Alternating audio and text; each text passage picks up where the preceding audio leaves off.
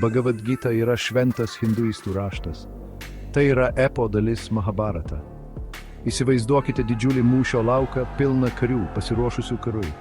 Čia ir atsiskleidžia Gitos istorija, kaip dialogas tarp Arjunos, kario princo ir jo vežėjo Krišnos. Tačiau Krišna nėra paprastas vežėjas, jis yra dieviškasis įsikūnijimas. Arjuna dvejoja, jį apima mintis apie kovą su savo giminaičiais. Jis klausia apie karo prasmę ir pačios gyvenimo prasmę. Krišna savo išmintimi veda Arjuną.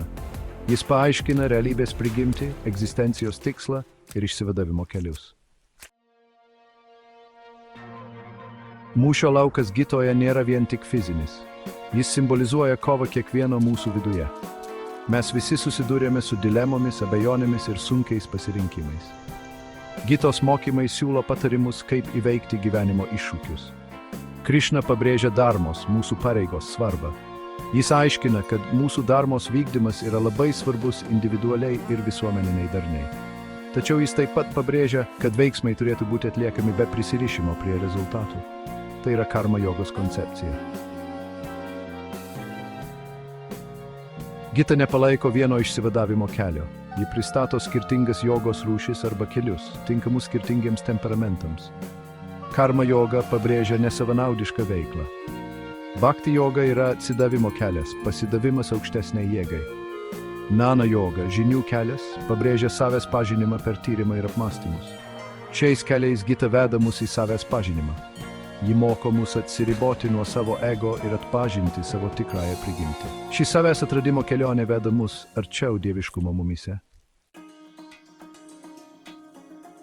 Gitos mokymai yra nesenstantis. Jie išlieka aktualūs ir mūsų šiuolaikinėme pasaulyje. Tokie lyderiai kaip Mahatma Gandhis sėmėsi įkvėpimo iš Gitos nesmurtinės kovos ir pasitikėjimo savimi žinios. Karma jogos principai gali padėti mums darbe ir santykiuose. Gitos akcentavimas savęs pažinimo ir atsiribojimo suteikia paguodos mūsų skubančiame gyvenime. Tai primena mums apie vidinės ramybės ir dvasinio augimo svarbą. Suprasdami Gitos išmintį, galime aiškiau ir tikslingiau įveikti gyvenimo sudėtingumus. Bhagavad Gita nėra vien religinis tekstas, tai yra gilus filosofinis ir dvasinis vadovas. Jos mokymai ir toliau įkvėpia milijonus žmonių visame pasaulyje, suteikdami įžvalgų apie žmogaus būklę ir kelią į prasmingą gyvenimą.